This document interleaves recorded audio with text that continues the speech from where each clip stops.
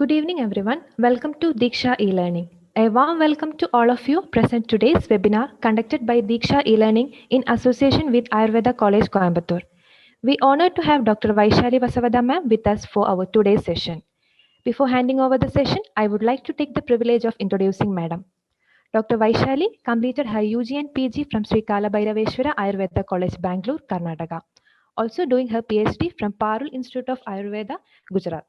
She is a member in drafting committee syllabus, CCIM Government of India. Ma'am having an experience of 3.5 years in teaching and 7 years in clinical practices. Her subject of specialization is Prasuti Tantra and Stri Roga. She is specialized in Ayurvedic management of gynecological disorders and Garbha Samskara. She has delivered many sessions in SATCOM Vande Gujarat channel, Government of Gujarat. She has delivered many lectures in Arogya Samanvaya program. She has conducted sessions in ECHO, that is Extension for Community Health Outcome Delhi. She has presented papers in national and international seminars and also published articles in national and international peer-reviewed journals. Currently, ma'am working as Assistant Professor, Department of Prasuti Tantra and Stri Roga, JS Ayurveda Mahavidyalaya, Nadiad, Gujarat. Before starting the session, I would like to go through a few of the basic instructions to be followed throughout the session.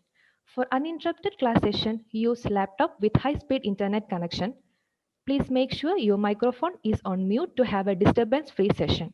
In case of any disruption, please check your internet connection firstly, and if the problem is within our network connection, kindly raise the issue in the chat box. Filling your full name to be displayed is appreciated. For the questions, the participants are requested to raise their hands. Now, I would hand over the session to ma'am. Over to you, ma'am.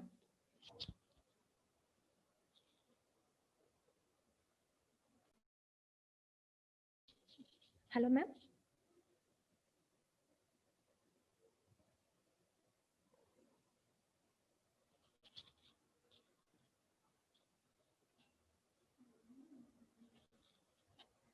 Hello, ma'am. Can you hear me? Yes. Now I can. So, very good evening to one and all. Uh, First of all, I would like to thank, or I would like, first of all, I convey my sincere thanks to Dr. Sudhir Raj sir, Principal Ayurveda College, Coimbatore, and organizer of Diksha e-learning. Thank you so much, sir, for giving me this opportunity. And I highly acknowledge for this opportunity, sir, for sharing my view on this particular topic, cervical erosion. And very good evening to everyone who is attending this webinar. And thank you to Rashmi for giving my short introduction and for your kind support. Before wasting our time, actually, we do not have much time. So let us start our session. So the today's topic is cervical erosion. So we all know, we all are very familiar with this. You might have heard, or you might have read in many journals, or sometime you might have heard, like in your family, someone is suffering, or in your clinic, you might have seen many patients of this cervical erosion. So the basic idea, maybe we all are having, or maybe some are not having. So when we see the incidents, today only I read one article in that they have written, like in every 8 hour, sorry, not 8 hour, every 8 minute, one lady is diagnosed with this cervical cancer in India. And cervical erosion is one of the pre-diagnostic tool, or one of the cause that it may convert into cervical cancer in future. So it is very important, or it is a need for all our Ayurvedic practitioners or Ayurveda Acharya to understand this entity, to understand this topic in detail, starting from the basic with its correlations and its proper management. So that is why I have chosen this topic. So let us start our discussion on this. So for the proper discussion and proper understanding, I will share a PowerPoint presentation with you, so that very easily and very effectively we can have this session.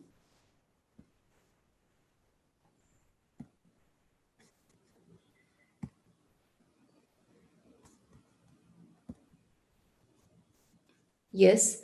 So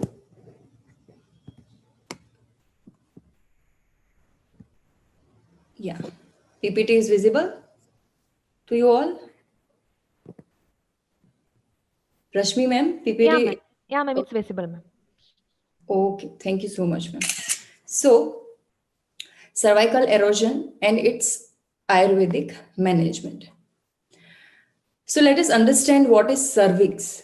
So, we all know that cervix is a part of uterus. And when we see the anatomy, so cervix is a lower portion of the uterus, and it is a cylindrical and it is a distal portion of the uterus.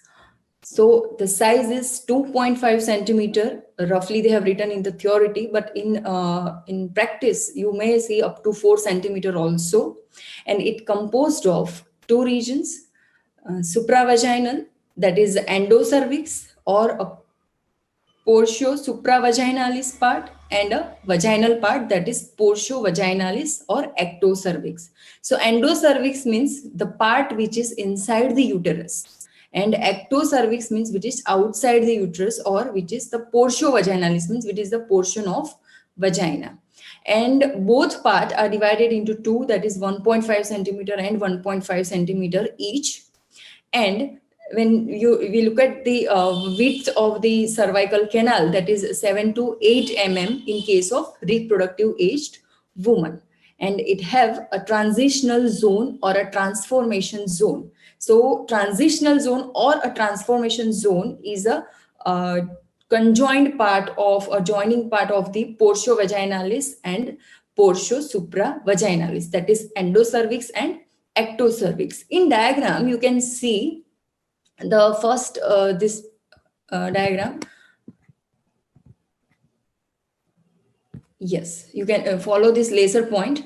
So here they have given this portion, this rough portion is endocervix, and outer one, this is a smooth portion, that is ectocervix.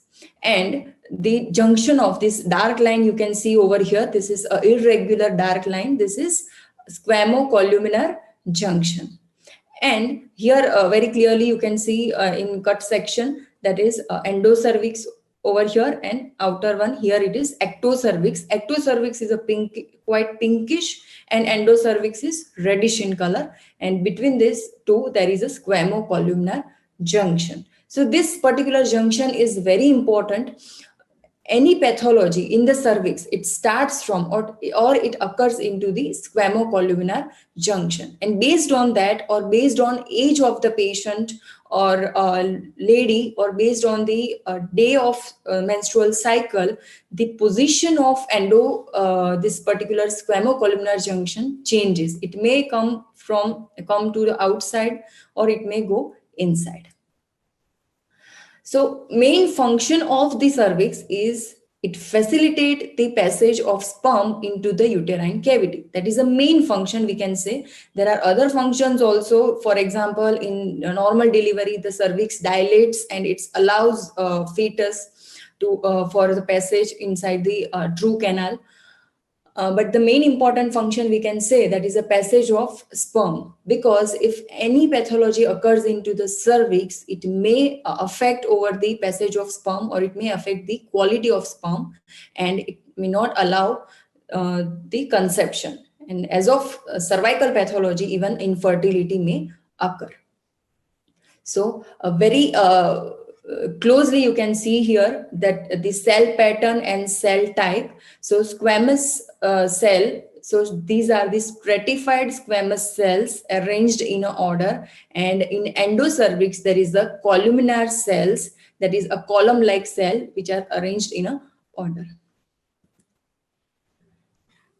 Now let us understand what is ectocervix. So in short, ectocervix means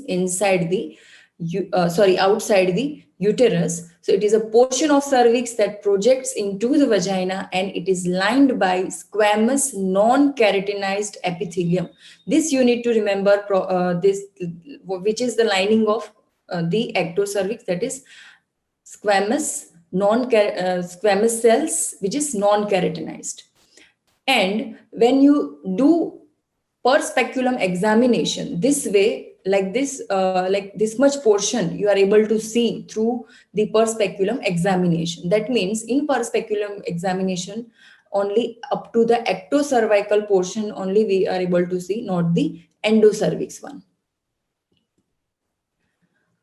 Next is endocervix. So endocervical canal, it is a luminal cavity. Luminal cavity means which is inside the canal or the cervical canal, and it is between the external os and the internal os. So whole canal, it is made up of endocervix, and it lines the between the endocervix, between the external os and the internal os, and it is lined by the columnar epithelium, so which is having a structure like a column. And at the base of these columns, in this purplish diagram, you can see that these cells are arranged in a column, and the nucleus of the cell is arranged in a base of cells. So this is endocervix, and we are not able to see endocervix through per speculum examination in healthy individual.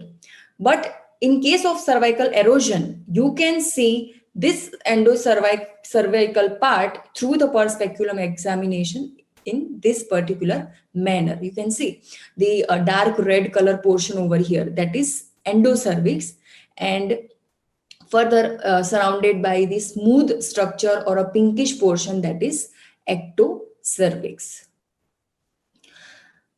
The squamocolumnar junction, it is the location on the cervix, is variable. Variable means it may changes. It may, sometime it may go inside the cervical canal, or it may come outside the cervical canal based on hormonal influences and pathology.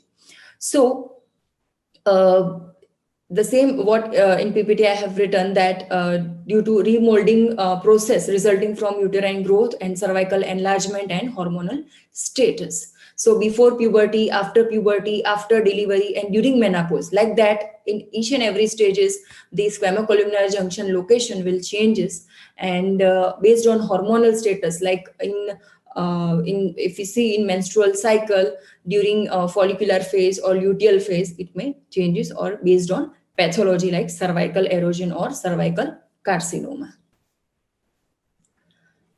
So this is a general anatomy, and this is a normal view of the cervix. This is a healthy cervix. You should keep in your mind like how healthy cervix looks. If you know what is physiology, then only you can you are able to differentiate between pathology and physiology. So in normal cervix, it look like a small os opening and pinkish portion without edema or without swelling of the cervix.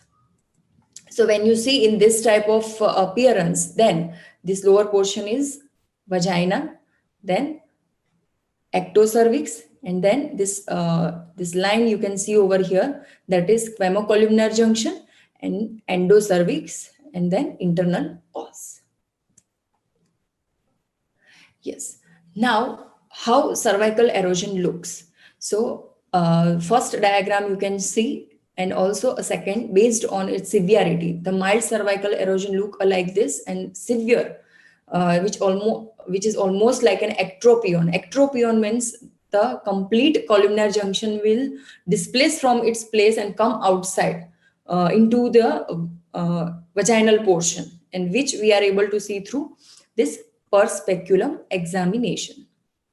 Now let us come to the main point, that is cervical erosion. So now, up till now, we have understood what is cervix, what are its parts, cell lining, and its appearance, and all, and its function. So what is cervical erosion? So cervical erosion or ectopy, it is also called as ectopy. It is a condition where the squamous epithelium of the ectocervix is replaced by the columnar epithelium, which is continued with the endocervix. So simple thing, the normal ectocervix, that is squamous epithelium, is replaced by the endocervical canal, that is columnar epithelium. So here in this, you can see over here, this is columnar epithelium and this is squamous epithelium. So what happens in cervical erosion, these lining, these columnar epithelium will replace these normal squamous epithelium, and it come to the ectocervix cervical part, and it gives appearance like this, like reddish appearance to the cervix. So whenever you are doing per speculum examination, and in that if you find this type of structure, like reddish discoloration of the cervix, then straight away you can diagnose that case as a cervical erosion after complete history taking and investigations.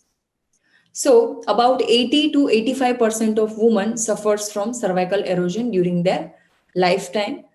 So the ratio is more of a cervical erosion. So now is this the etiology, congenital and acquired. So congenital means it persists only for few days until the level of estrogen derived from the maternal mother is false. So few days means in newborn baby, sometime we may able to observe this cervical ectopy or cervical erosion. But in practical, when we come to the clinical practice, we are not examining newborn child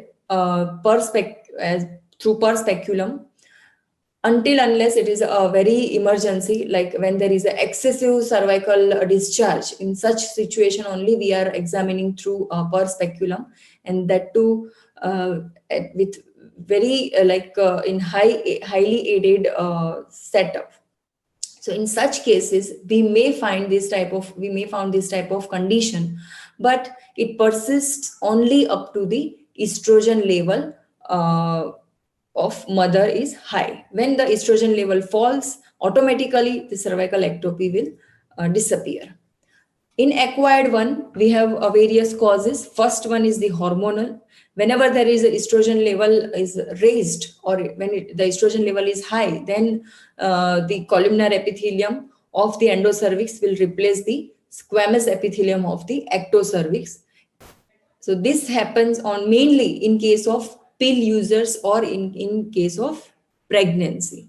So pill users, especially when they use estrogen only pill, then cervical erosion may occur. Or during pregnancy, of course, there is a raised in estrogen level. So as of that, cervical ectopy may occur. So in such case, we need to only counsel the patient, or we need to stop pills, or we need to counsel the patient in case of pregnancy, that after pregnancy, the cervical erosion may go off.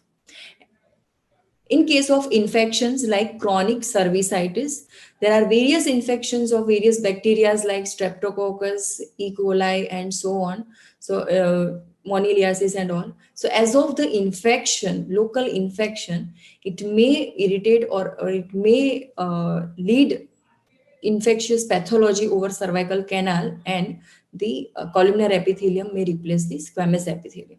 So the infection may supervene on the ectopy because of delicate columnar epithelium, which is more vulnerable to trauma and infection, because the vascularity is more at columnar epithelium level than that of squamous.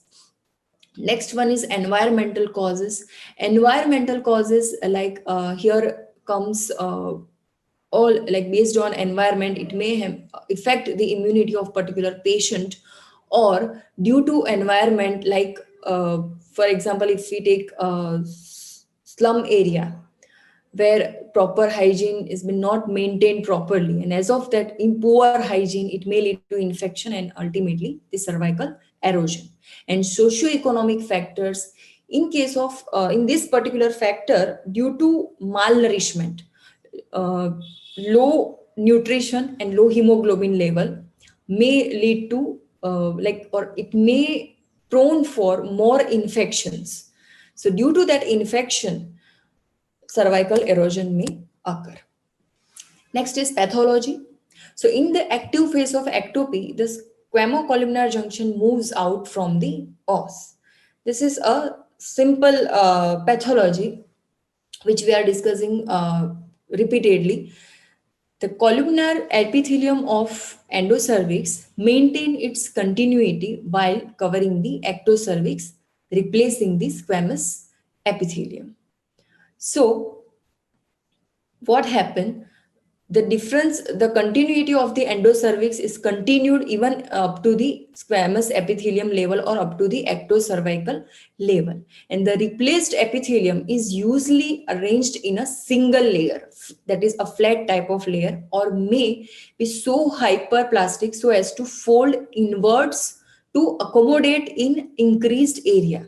So what happened? The replaced layer, you can see in this diagram, in the second one, you can see the this outer portion is of course ectocervix, but it is replaced by the columnar epithelium or endocervix, but it replaces only superficial layer. Only outer layer will be replaced by the columnar epithelium. And it is so much replaced or so much proceeded that it may convert into the folds. So for example, when we have a very small place and you keep a one small towel over there, and from both the side, when you give sliding movement over a towel, and then what happen in between, there is a folds. So like that way folds may occur. When that type of pathology is there, when that type of ectopy is there, then that is called as papillary ectopy. So in second one, you can see this particular type, that is a papillary ectopy. And the first one, that the follicular ectopy, that you can see in this third diagram. See here in this diagram very clearly we can see the cervical canal. Here this portion is the cervical canal. Here you can see the continuous lining, that is a simple or a flat ectopy. Here the first diagram you can see this is simple or flat ectopy. In this condition, when you do upper speculum examination, then normal cervix you can see only just a reddish discoloration you can observe. But in case of this fold types, in that you can see specifically a follicular ectopy. So in that you can see the multiple folds and follicle-like appearance. So follicular ectopy, this way, this pinkish color is squamous epithelium area, and outer bluish one is columnar epithelium area.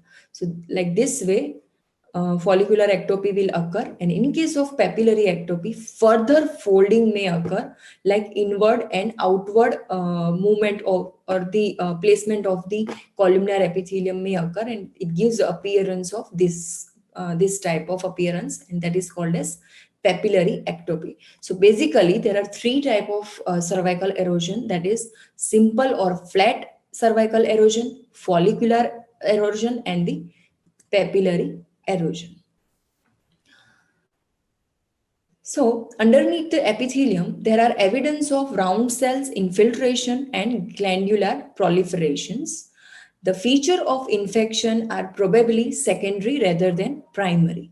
So infection is, most of the time infection is a secondary feature. First erosion occur, and then due to overexposure of the columnar epithelium to the external or to the vagina or to the other discharges, further infection may occur. So that in that way the infection is secondary and the erosion is primary. Only in infectious cases where due to infection cervical erosion is occurring, only in those cases the cervical erosion is secondary and infection is primary. The columnar epithelium is less resistant to infection than that of squamous epithelium. Yes, as we discussed, because columnar epithelium cannot resist itself from the infection. That is why first, whenever there is a cervical erosion, if patient indulges in poor hygiene or any other causes like reduced nutrition or malnourishment, in such cases eroded cervix is more prone to infection. So during the process of healing, the squamocolumnar junction gradually moves up towards the external os. So once the erosion starts healing after Nidan Parivarjana, like stoppage of OC pills and all, or after proper treatment, whenever the cervical erosion starts healing, the squamocolumnar junction gradually moves up towards the external os. So squamocolumnar junction or a transitional zone. and the squamous epithelium grows beneath the columnar epithelium until it reaches at or near to its original position at external os. So here in this you may be able to understand properly. So this lining where I'm moving this laser light, so this is squamocolumnar junction. So what happens during healing, this particular junction will start moving towards the external os, means here it will come, and this eroded part or columnar junction, this junction will be replaced by this particular squamous epithelium, and ultimately after healing it will give appearance like this.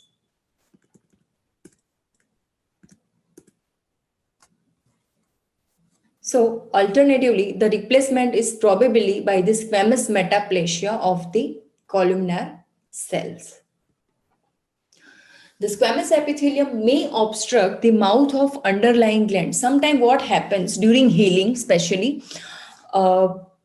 whatever underlying glands are there, the squamous epithelium may obstruct the mouth of underlying glands.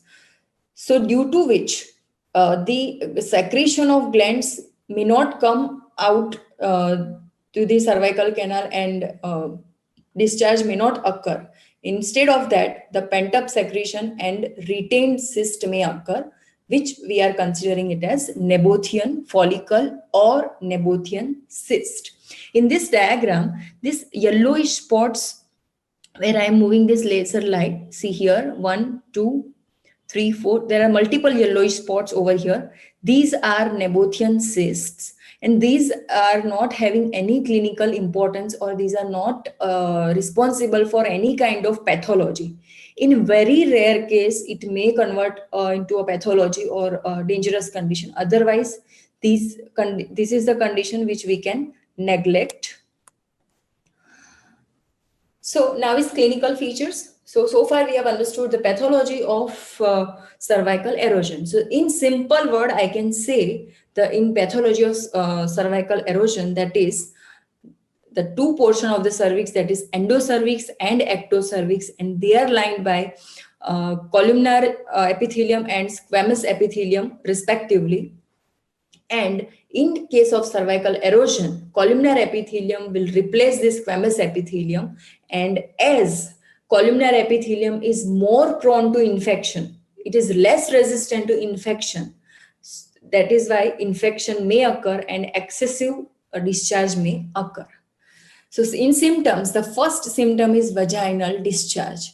So the discharge may be excessively mucoid, or it may be mucopurulent, offensive, and irritant in presence of infection. So whenever there is absence of infection, the discharge will be mucoid or watery discharge or whitish discharge.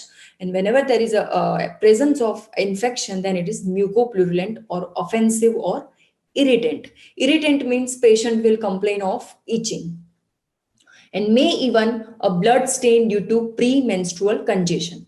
So as we know, the vascularity is more at columnar junction, columnar cells compared to that of squamous one. And here in this condition, the columnar cells have increased.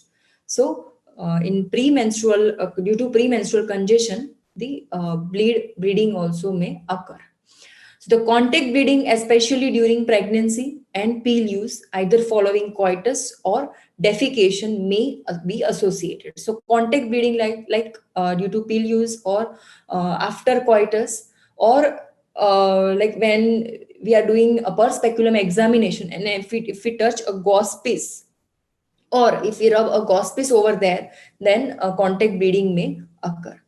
And associated cervicitis may produce, there may be a cervicitis due to infection and or maybe due to erosion. So it may produce backache, pelvic pain, and at times infertility and deep dyspareunia. So due to deep dyspareunia, couple may not able to perform copulation properly, and due to which infertility, or due to changing in the flora of the cervix, it may hinder the sperm motility, or it may hinder the sperm ascending movement, and infertility may occur. And due to nerve compression, nerve ganglion compression, or the referred pain due to this swelling, it leads to pelvic pain and backache. Pruritus vulva does not ordinarily be symptom but may be present in profused mucoid discharge. So pruritus is just like a itching, and due to profused mucus discharge or due to continuous wetting of private part, the pruritus vulva may occur. And a psychological upset due to persistent vaginal discharge. So sometime we are come acrossing a patient like a continuous vaginal discharge as that of menstrual blood. Like I have seen the patient who are complaining that they need to change pad twice a day due to excessive discharge. So in such patient, I have seen the psychological upset. So you can just imagine like continuous 4 days menstruation and the continuous 1 month, like changing of pad, wetting of cloths, uh, like foul smelling, offensive smell, irritation, itching, all those symptoms may lead to psychological upset. Next is signs. Sign which we can observe or which we can find out, that is a per speculum examination is a gold standard one, that through per speculum examination, 80% we can give a proper diagnosis of cervical erosion. In that, there is a bright red area surrounding the extending beyond the external os in the ectocervix. So again, I am showing this diagram. See, you can see a bright red area which is extending the, here it is external os. So this bright red area is extending this external os, and this appearance, this type of appearance, you are able to see through per speculum examination. The outer edge is clearly demarcated, and the lesion may be smooth or having small papillary folds, and this neither tender nor bleeds to touch. On rubbing with a gauze piece, there may be a multiple oozing spot. So when you rub with a gauze piece, there will be multiple oozing spots. So here you can see the clear demarcation. Sometimes it is a flat, simple, or follicular or papillary. So for diagnosis, per speculum examination, and next is pap smear. In every case is pap stain cytology examination from cervical scrape and vaginal smear should be performed to screen out dysplasia or carcinoma in situ and early carcinoma. So through pap smear, we can give an idea about whether it is a normal inflammation or it is a dysplasia or carcinoma in situ or early carcinoma. This is very, very important because out of these cervical erosion cases, almost 30 to 40% cases in future, they are converting into carcinomatous or dysplastic condition. So that is why pap smear is must be advised to the patient. In all women with abnormal pap smear showing mild dysplasia, it is important to treat any inflammatory pathology and repeat the pap test. So whenever there is any abnormality in pap test, and after treatment, after complete resolving of the cervical erosion, again you have to repeat pap smear test. Colposcopy and biopsy in lesion with suspicious or cytological positive smear. When there is a positive smear like presence of dysplasia or carcinoma in situ or early carcinomatous changes, then you should advise biopsy or colposcopy for further proper evaluation. When we come to the differential diagnosis, so first one is ectropion. So ectropion, in the first diagram, you can see the ectropion. What happens in ectropion? The lip of cervix are curled back to expose the endocervix. Replacement is different thing and curling is a different thing.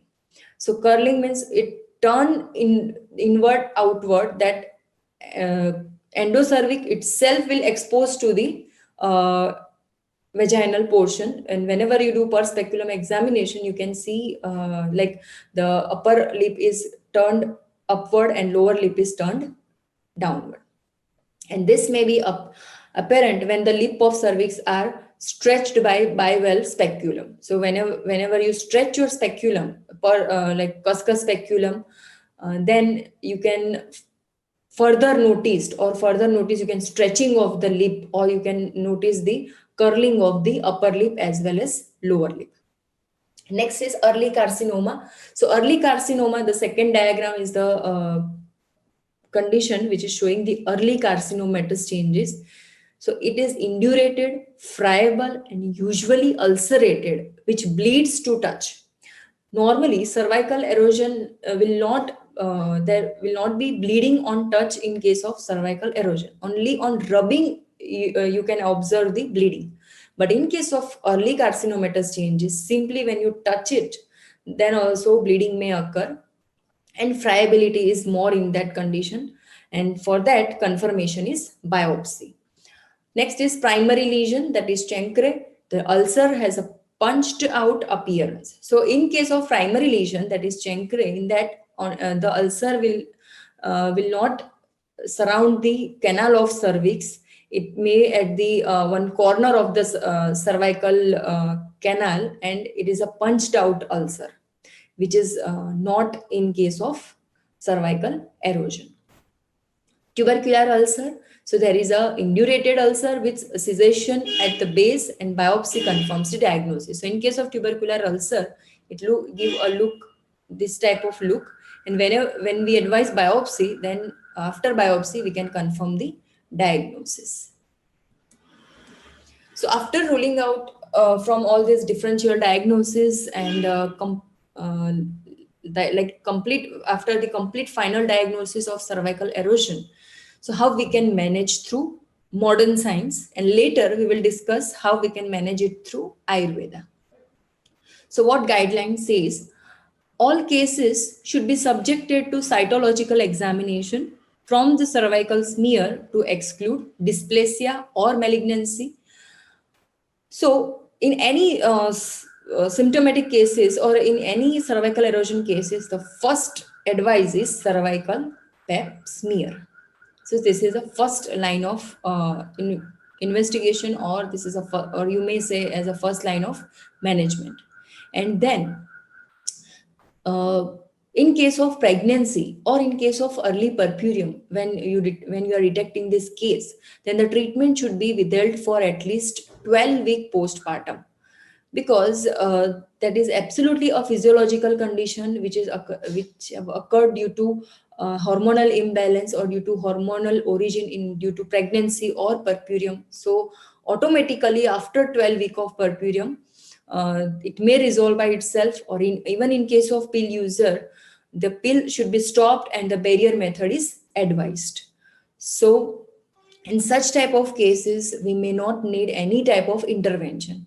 But yes, if there is a profuse white discharge or infection, in such case, we need to treat along with stoppage of pills or along with purpureal period.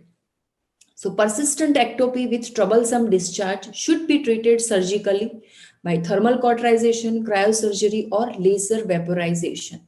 So thermal cauterization, that is burning the site, and the cryosurgery means that is burning the site with lowest temperature, and laser vaporization is the burning the cells through laser. So in case of persistent, like repeatedly when patient is come across with the cervical erosion, then in such case, this type of permanent treatment is advised in modern science. So all the method employs are based on the principle of destruction of columnar epithelium to be followed by its healing with the squamous epithelium. So all the principle that it first you need to break or you need to destruct the columnar epithelium, that is a outer layer of cervical erosion, and next when healing will occur, then it will replaced or it will replaced by its original cells, that is squamous epithelium. So this is about all the anatomy of cervix, then cervical erosion, its definition, causes, its pathology, types, diagnosis, differential diagnosis, and management. Now, what Ayurveda says, like, what is the point of view of Ayurveda? So, when we see through the point of view of Ayurveda, there is no proper correlation of this condition. There are many confusions between whether to correlate it with the Garbhashaya Grivagata Vrana, that is Jirna Vrana, or Karnini Yoni Vyapat. So after all the conclusion, it has been confirmed that up to some level we can correlate this condition with the Garbhashaya Grivagata Vrana. Why we cannot consider it as Karnini Yoni Vyapat? Because in Karnini Yoni Vyapat they have clearly said that occur due to prasava, due to any abnormality in prasav or any deformity happened during prasav paricharya. But practically we are seeing this case in all type of patients. So that is why we cannot consider it as a Karnini Yoni Vyapat. And when we look at to the symptom of cervical erosion, like discharge and loss of function and anatomical impairment, like when we see in case of vrana, then vrana leads destruction of the structures, the vrana vastu, and loss of function. We can see due to cervical erosion, the function of cervix, that is transportation of the sperm, may not occur due to changing of flora. So that is one reason. And strava. So in vrana, there is one of the symptom is strava, and in cervical erosion also due to over number of the columnar epithelium, or due to oversensitivity of columnar epithelium, infection may occur and discharge may occur. And another one is redness. So the normal color of columnar epithelium is red itself, and due to infection, further due to vascularity, further more reddish discoloration will be there. So based on these symptoms, we can correlate this condition with that of Garbhashaya Grivagata Vrana or Jirna Vrana. Why I am saying it as Jirna Vrana? Because cervical erosion is not an acute condition. It takes time to develop. It is not an acute condition like within 24 hours cervical erosion is happening. So due to its pathology, like slow progress, I have correlated this condition with the Garbhashaya Grivagata Vrana or Jirna Vrana. And as this Vrana is occurring at Yoni Pradesha, we all know that whole reproductive tract is correlated with the one word, that is Yoni in Ayurveda. So as this Vrana is occurring at Yoni Marga, that is why even the Yoni Vyapat Nidana I have considered over here, that due to this Nidana also Garbhashaya Grivagat Vrana may occur. So all the Yoni Vyapad or Yoni Rogas have considered under the heading Yoni Vyapad, and the common Nidanas like Mithya Achara and Pradushta Artava and Bija Dosha and Deva. So these four basic Nidanas they have given. So Deva Prakopa and Bija Dosh. So Bija Dosh here somehow we can correlate with the congenital one due to presence of maternal estrogen. And Pradushta Artava. So Pradushta Artava means even hormones, reproductive hormones like estrogen, progesterone, etc. We are considering them as Artav. So due to their imbalance, due to more estrogen level, the cervical erosion is occurring. That is why Pradushta Artava as we can take as a Nidana. And Mithya Acharas, of course, due to Apathya Sevan, like unwholesome diet and all, due to that also this may occur. Next, they have given Pravruddha Linga Purusham. So according to Shushruta Samhita, when Pravruddha Linga Purusha will do copulation with the Bala Stri or weak lady, then also how we can correlate with the cervical erosion, I will explain. That due to excessive coital act or due to balyavastha of Stri, her immunity or the proper development is not there. So due to overindulgence in the copulation, the chances of infection is more, and due to lack of education, due to age, So lack of education of hygiene, further infection may occur, and that infection may lead to cervical erosion. So these are the nidanas which I have taken from Yoni Vyapat. And other nidanas, the common nidanas, vata vitiating factors and kapha vitiating factor. Here in this cervical erosion condition, we are seeing main symptoms as a strava and kandu, that is itching and excessive white discharge. So kapha dosh, and due to displacement of columnar epithelium to in the squamous epithelium, so it is due to vata. So vata is the main dosha which is responsible for the sthana samshraya or for the displacement. That is why vata and kapha dosh I have taken here. So there are various nidanas. You can take a screenshot of this slide and you can read the all common nidanas I have included in this slide, which you can consider for cervical erosion condition. And when we look at the Samprapti Ghatak, so Vat and Kaph dosh, Artavah Strotas, of course, because it is occurring at the Yoni cervix, that is Yoni Pradesha, and Rogamarga is Abhyantar, and Parinama, that is Mamsankura or Vrana Utpatti at Garbhashaya Griva, and Dushya is Rasa Rakta Mamsa, Sthana Samshraya is Garbhashaya Griva, and Sadhya Sadhyata it is Kashta Sadhya. So Ayurvedic management, the Chikitsa, the first is Nidan Parivarjana, first line of treatment is, and Vata Shamak Chikitsa, that is Samanya Yoni Apat Chikitsa, we can follow here based on the severity or based on the chronicity of condition. You can start with the Shodhana Karma like Vaman Karma, Virechan, and Basti Karma. So mainly Vaman Karma is best in this condition, or the whole course of procedure like Vaman, Virechan, and then Basti Karma. Complete course also we can advise to the patient. There are various drugs we can use for Vaman Karma, Nimbakvat, Yestimadu Fant, Madan Pipali Kalp, and Lavanodak, etc. drugs we can use. For Virechana Karma, Trivrut, Draksha, Aragvat, Erand Tela, and Dugdha we can use. And for Basti, Asthapan Basti, Dashmul Kwat, Palashadi Kwat, Gomutra Basti, for Anuvasan Basti, Erand Sneh, Dashamul Tel, Kshir Bala Tel, Narayan Tel, and Guduchyadi Rasayanik Basti. So these are the yogas which I am practicing in my personal practice, as well as from textual reference I have compiled over here. And yes, after that, after these Vaman and Virechan, next is Sthanik Chikitsa.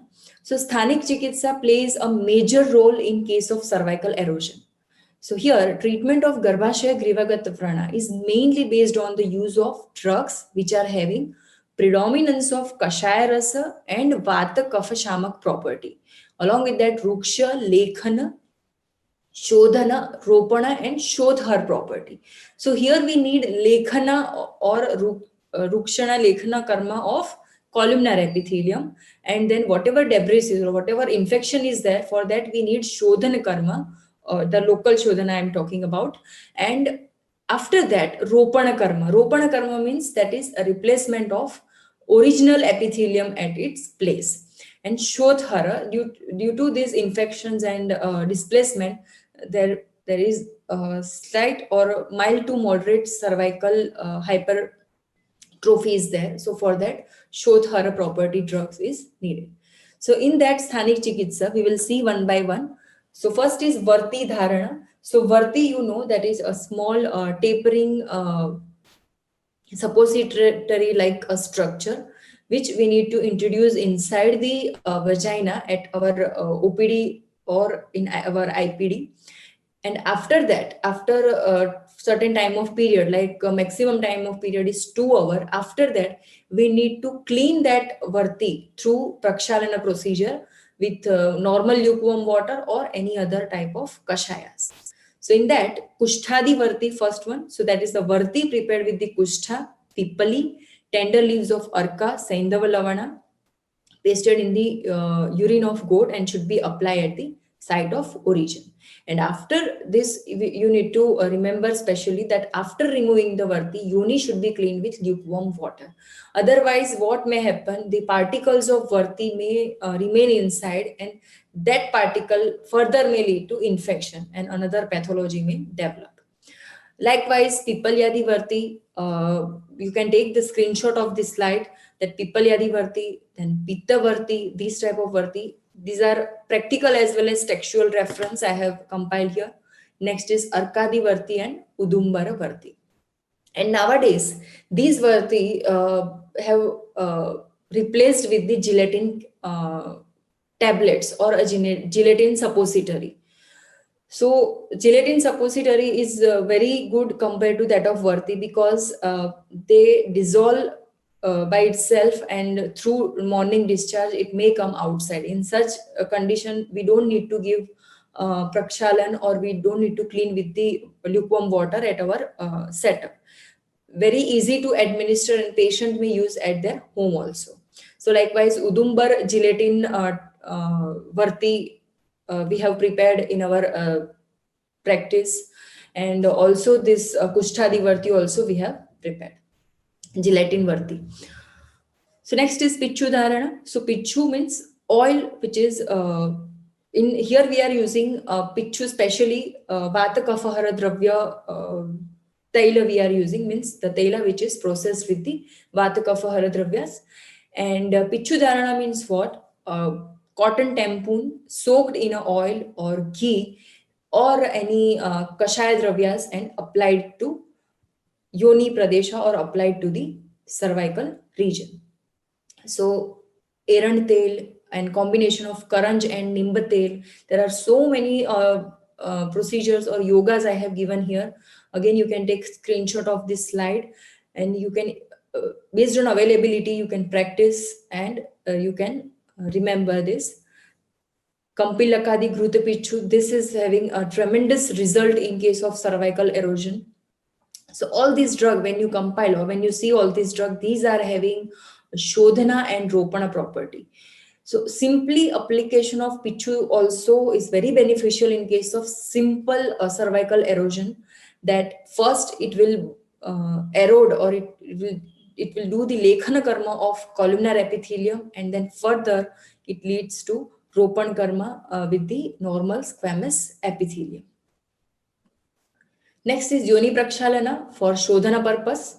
In that, Khadiradi Kwat, Nyogrodvadi Kwat, Aragvadadi Kwat, Panchvalkal Kwat, all these are Kashaya Rasdravya, and Nimba Patradi Kwat, Yukta Gomutra, and Lavana Kwat. So, Nimba Patra, Gomutra, and Lavana. This especially for Shodhana karma, local Shodhana of the eroded portion.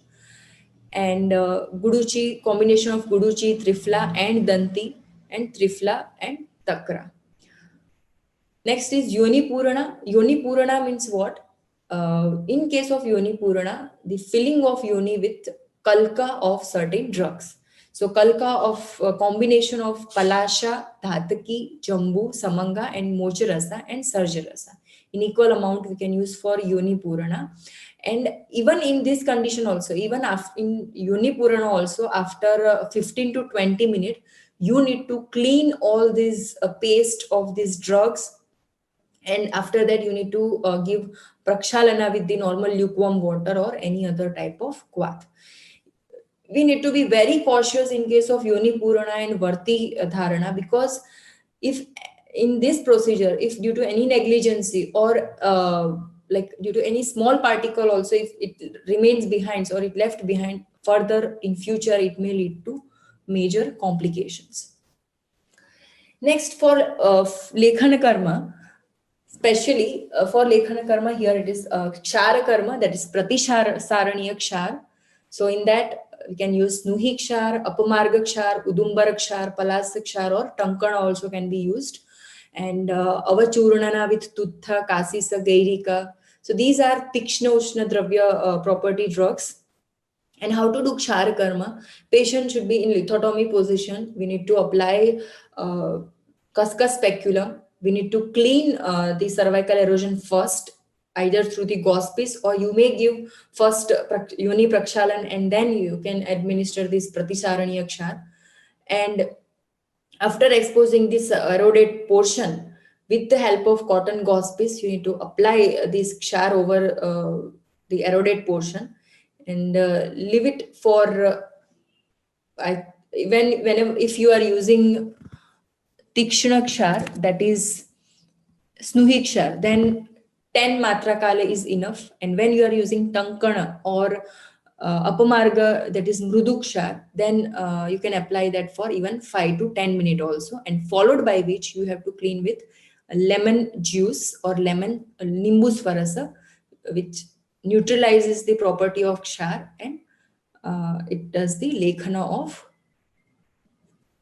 cervical erosion. And followed by Pichu Dharana should advised with like Jatyadi Tel Pichu or Ropana Tel Pichu, so that proper healing may occur. Next is Uttara Basti.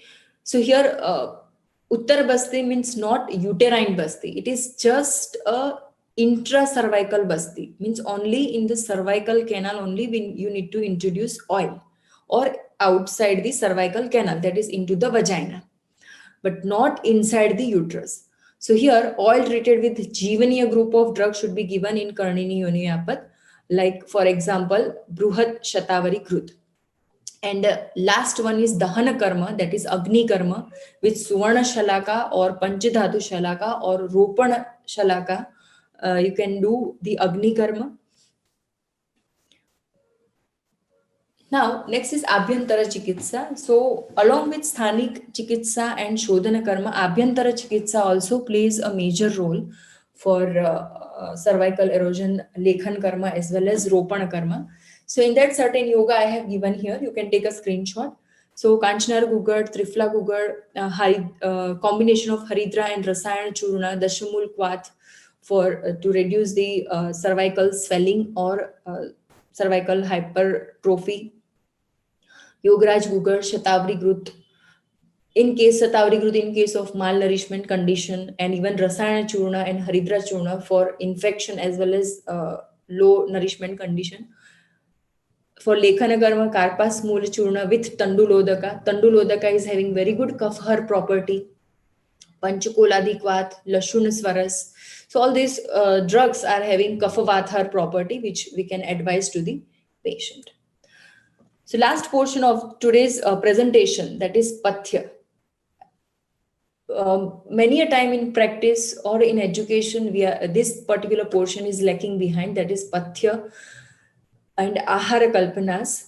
So I have categorized in different subheadings this Pathya Kalpanas, which we can advise for cervical erosion patient, not only to the cervical erosion patient, but also for the patient who are having Kapha and Vata Vyadhis, the combination of Kapha Vata Vyadhis. In that patients also you can advise this type of Pathya. So in Shali Dhanya, Rakta Shali, in case of Vrihi Dhanya, Sastika Shali. So here, Sastika Shali is practically, it is not possible to gain, because in different areas, in every areas, we may not found this particular grain, but Rakta Shali is available everywhere. Shukadhanya, in that Yava is best for Kafavathar. In case of Shimbidhanya, Mudga, that is a Mung. In Mudga also Harit variety of Mudga, that is green gram specially. And other Shimbidhanya should be processed with Tilatela. So that means in case of cervical erosion patient or any Kafavat Vyadhi patient, you can advise Tilatela for all types of sabji and all, for like what to say, for preparation of curry or for preparation of any type of oily preparation, we can consider over here. So they should replace their oil with the Tilatela.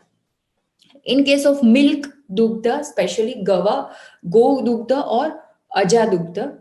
So in that also, Dharoshna means directly from cow or Aja, or Shruta Shita means should boil and then cooled one, and they should keep or preserve in Tamra, Rajat or Kamsya Patra.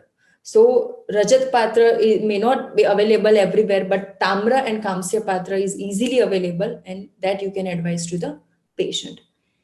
In case of Dadi, Takra, Ghruta, all these should be of Gavya or Aja, which is prepared out of Gavya or Aja Dukta, and Dadi should be Lavana Yukta or Dadi Mastu, we can advise, and Takra in that Udashvita, that is 1/4 part of Jala in Dadi or 1/2 part of Jala in Dadi, and that kind of Udashvita we can advise, or Mathita. Mathita means after preparation of Takra, when the cream is removed, and that type of Takra we can advise, and that should mixed, or that Saindhava Lavana or Trikatu Yukta or Jiraka plus Saindhava should be added in Takra and should advised.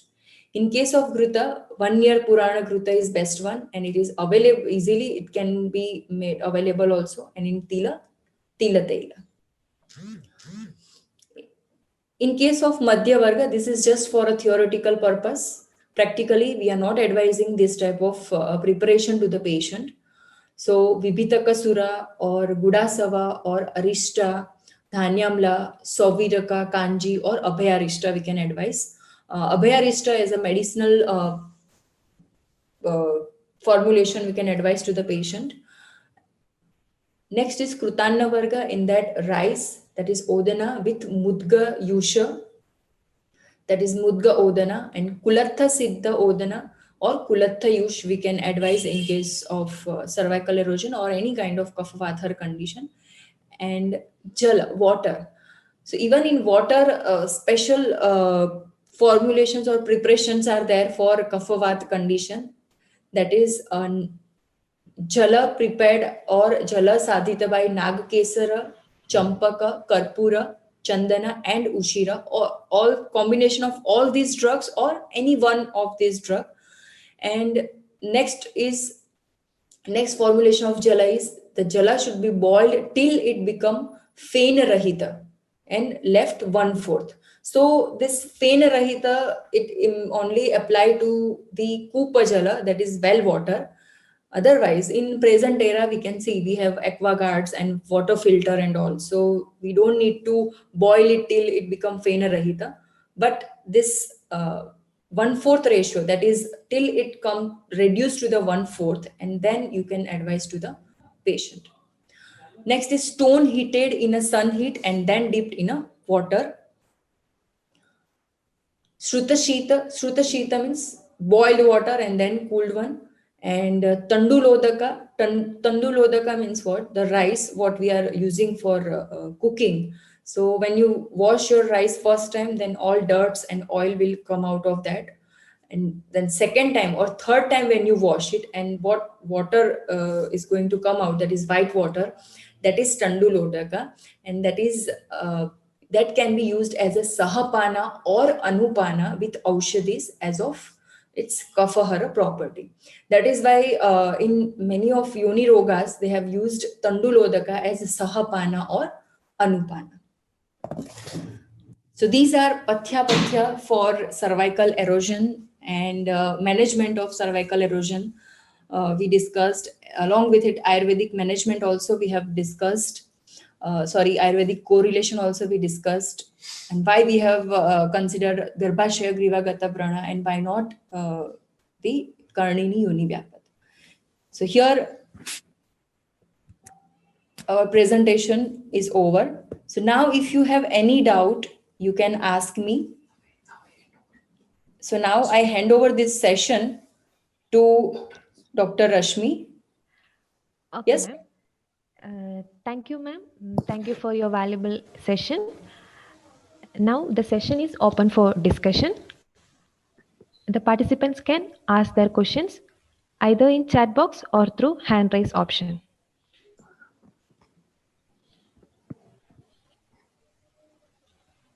Ma'am, there are a few questions in the chat box. Shall I read out, ma'am?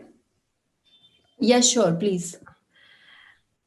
Are gelatin worthies available in market? If not, how to prepare and which pharmacy is making?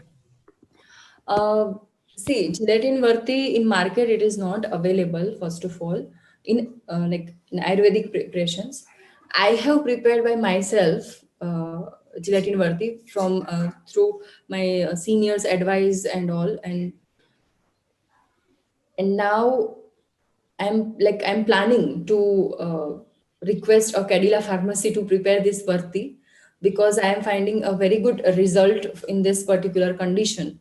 So in market it is not available, and how to prepare. So and very brief, I will give you a preparation. Whichever drug you want to use, first made kashaya of that drug, quath, that is quath preparation, and filter it properly. Like filter properly, filtration means what? Even a small particle should not be there in that filtration. After that, in that kashaya you need to add gelatin continuously, and you need to boil that kashaya first, that filtered kashaya, and then you need to continuously, you need to add gelatin in that and stir it continuously until it become ek rasa or samrasa, and then let it cool down. And then after that you can just cut, or directly you can put into the molds. There are different molds are available in the market, like chocolate molds are available. So in that you can pour that formulation and let it cool down, and after that you can use that as a varti. But you need to be cautious, like there are a chance of fungal formation in that varti, so you need to keep it in a fridge. And whenever you are using on a patient, then only you should take out from fridge. So that is one drawback of that varti. So you can try this way. If you have any problem in preparation, if anyone is if trying, and if there is any problem or like that, they can directly contact me. I will guide you very deeply and very properly in personal. Okay, thank you, ma'am. Move on to the next question. Could you please elaborate on Yoni Puran? Yes, Yoni Purana. So in classics they have given, or in the Sthanik Chikitsa of Yoni Vyapad, they have given, or Yoni Rogas, they have given Yoni Purana. So for Yoni Purana means filling. Purana means filling of any hollow cavity.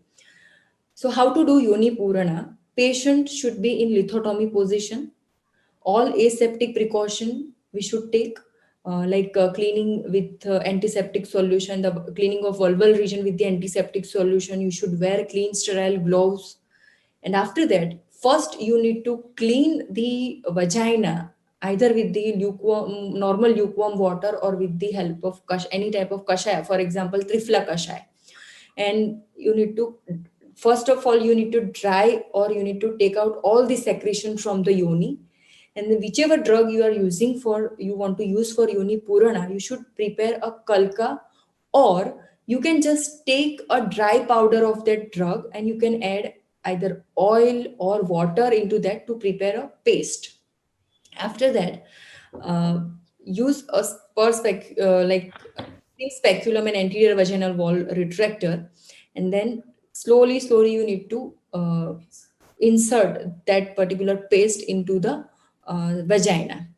Up to here we are using for cervical erosion, so up to cervix is enough. You don't need to fill whole vaginal part, right? So around 2 to 3 gram of paste is enough to put inside. So just keep there. Let patient be in lithotomy position for around 5 to 10 minutes. After that, again clean that paste with the help of gauze paste, or with the help, even with the help of finger also you can remove that paste outside.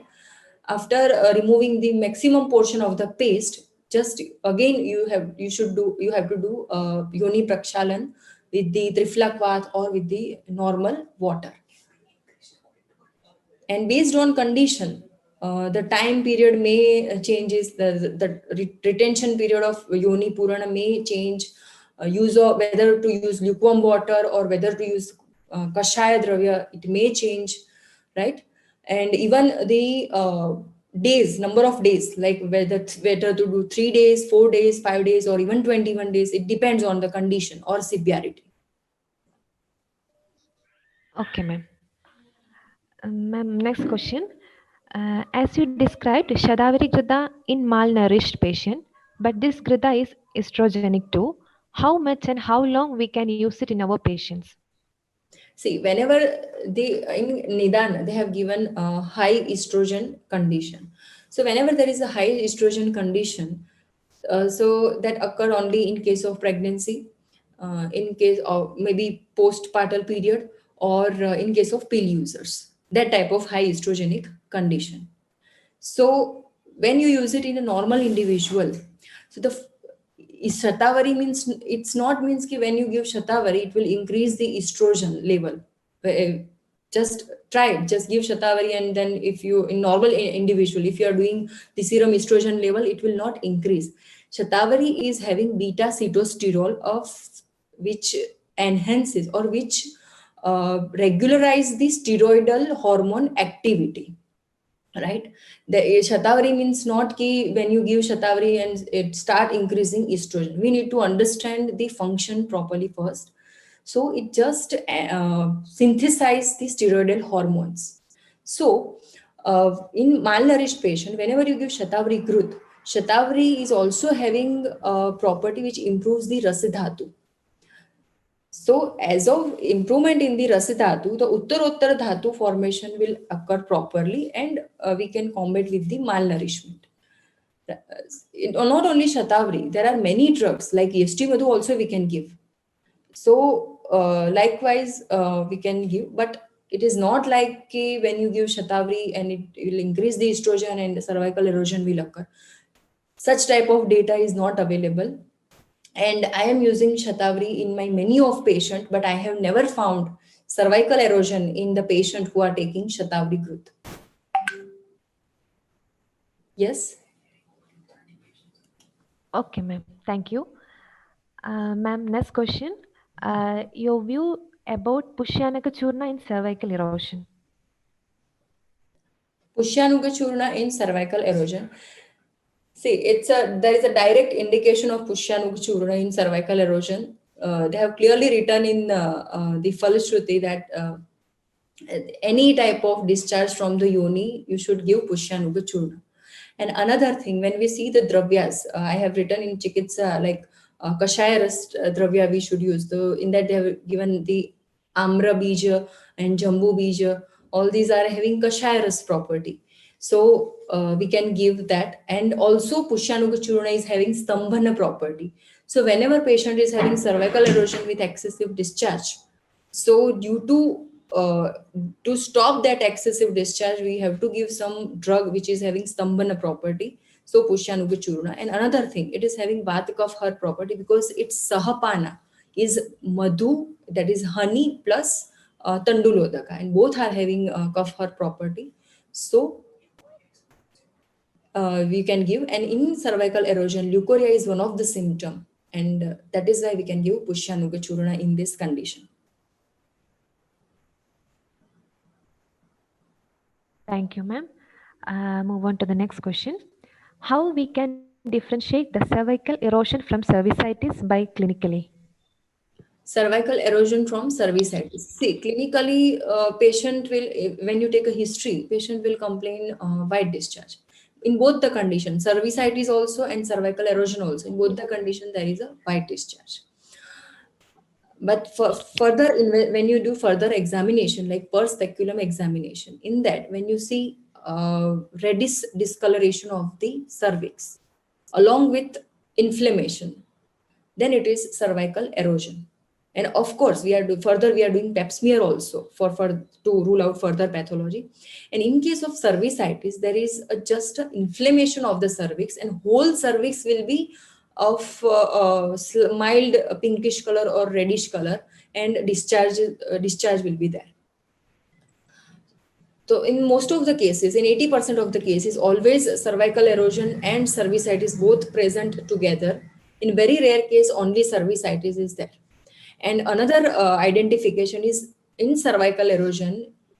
In many of diagram, I have shown that very, very well demarcated line we can see. So that line of transitional zone. And inside that transitional zone, there is a columnar epithelium, that is reddish discoloration, which we are seeing through per speculum examination. So that is cervical erosion. Whenever there is a whole cervix is of one color and swelling is there and discharge is there, then that is cervicitis.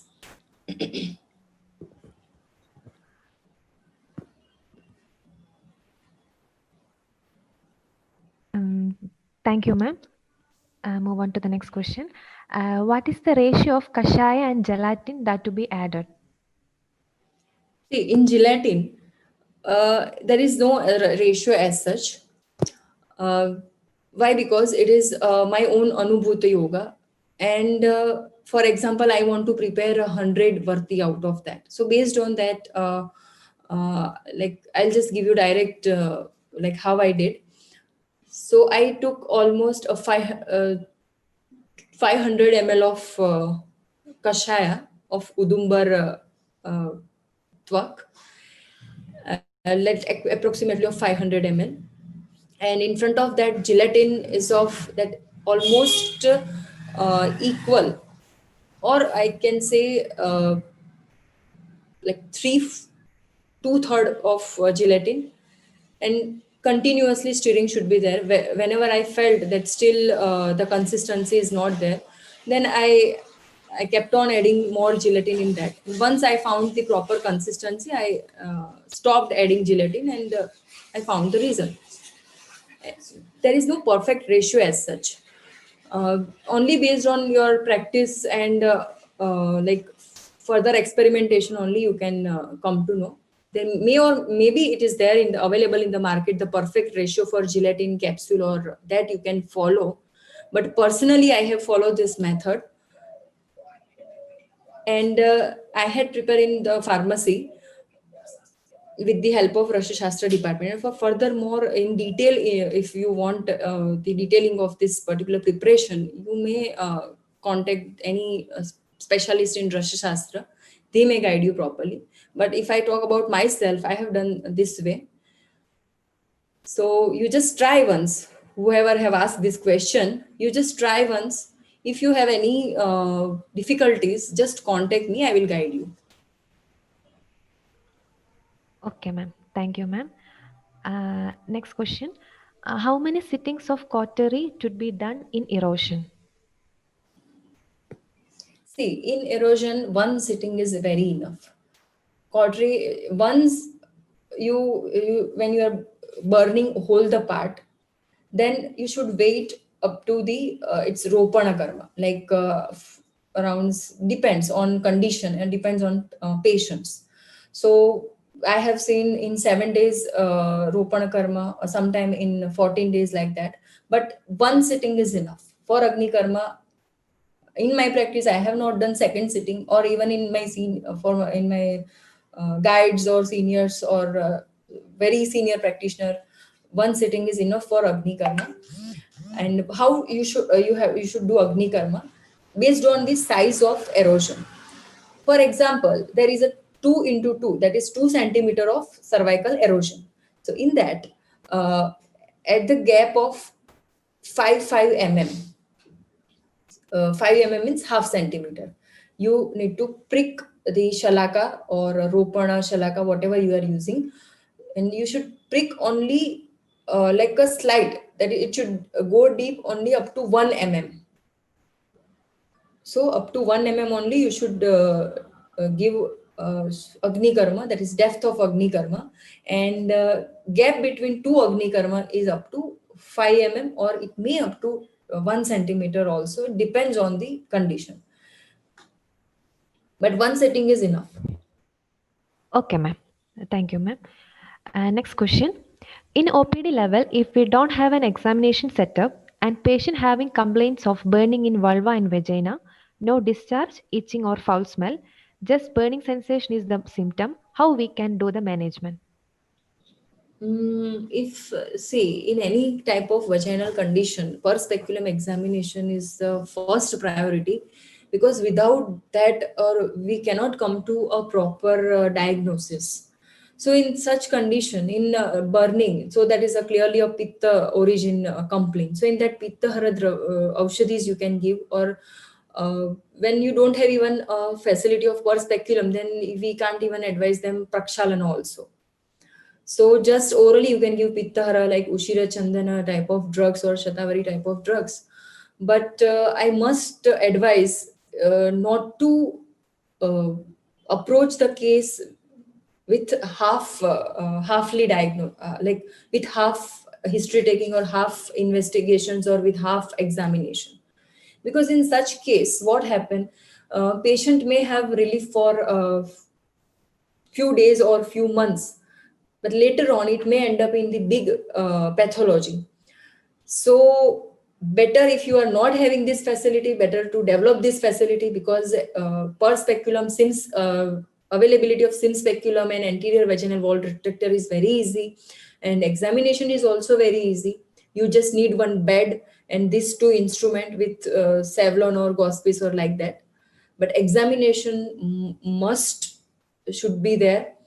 But still, I will give you a few ideas, like you can advise them sits bath with the Panchvalkal Quath or Trifla Quath, like that. And orally, you can advise them Sheethaviriya property type of drug.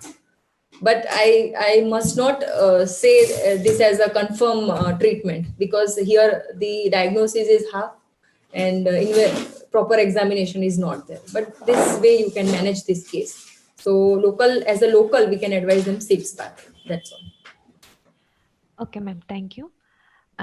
If bleeds on touch, is it okay to do Sthanika Chikitsa?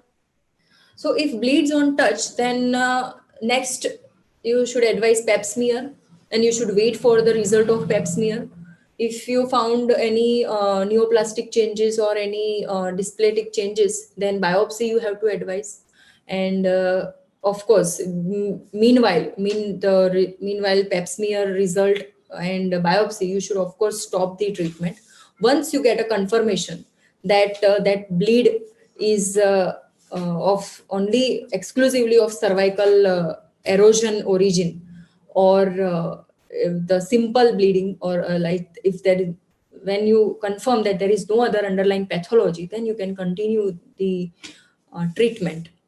And you should also make sure that there is absence of menstruation. During menstruation, you should never advise yoni prakshalan. So first you should rule out whether it is menstrual blood or bleed on touch. After bleed on touch, you should advise pap smear or biopsy and so on. And during those period, you should stop sthanika karma. Once you confirm that it is not a pathology, it is like other pathology like cervical carcinoma and all, it is only a cervical erosion, then you can continue your treatment. Okay, ma'am. Thank you. Ma'am, the next question is, how Gugulu is helpful in cervical erosion? Gugulu is having Lekhana Karma. It is Kaphavat. It is having Kaphavat property.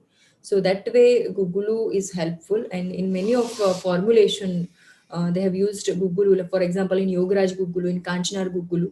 So for Kafhar to achieve Kafhar property, Gugulu is helpful.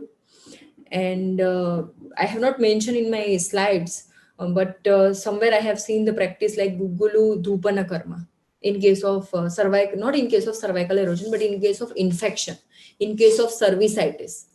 So that way Gugulu Dhupana as well as oral intake of Gugulu is helpful. Okay, ma'am. Ma'am, one more question is there by Dr. Rita. Why gelatin Varti is selected? Why gelatin Varti is Selected. Yeah, I have selected gelatin Varti because in practice, I saw that many patients are not having proper time, or they are unable to visit my clinic regular every day for Sthanik Karma like Varti Dharana and Yoni Prakshalan. So I just thought, okay, I want to even give benefit to these type of patients also who are not able to reach to my clinic. So I just heard somewhere, or I have just read article where they have used this Varti, and the main benefit of this Varti is it dissolves inside and it comes out very easily, and the chance of retainment of particles of drug is very less in case of Varti. because here I am using filtered kashaya of very highly filtered kashaya of drugs, like almost the essence part of the drugs. And gelatin is we know that in body temperature it dissolves and it comes out. So that is why I used this particular preparation for these type of patients. It does not mean that we can replace Varti with the gelatin, because of course the Karmukata or the effect of Varti is more than that of gelatin Varti. But as a substitute, in case of such certain group of patient, we can use this type of Varti. It is easily administrable at home, and uh, doctor or iatrogenic intervention is less in that case. So that is why I just did experiment. I did just pilot study. In that, I found that there is no major complications are there. So then I have used in my practice exclusively. Okay, ma'am. Thank you. So if time allows, we will have a special session on gynecological examination and e-learning, like how to do gynecological examination and what are the precautions we should take.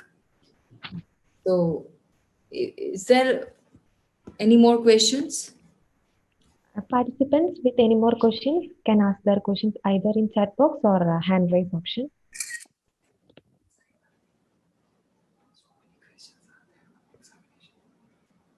Because I have found so many questions on examinations.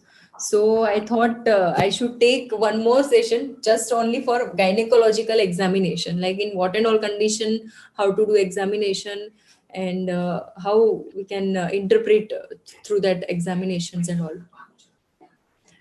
Ma'am, we'll discuss with the Diksha team and we'll let you know, ma'am. Yeah, sure.